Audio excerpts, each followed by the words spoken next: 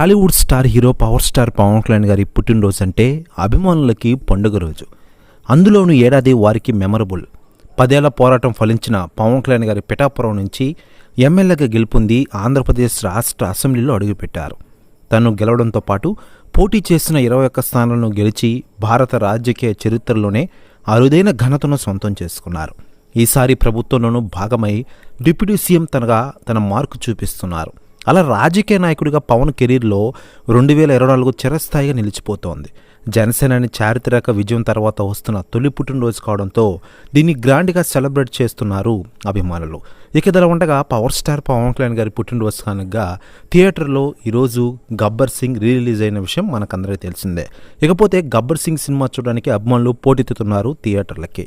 ఇప్పటికే కలెక్షన్స్లో నెంబర్ 1 స్థానంలో ఉంది ఈ సినిమా.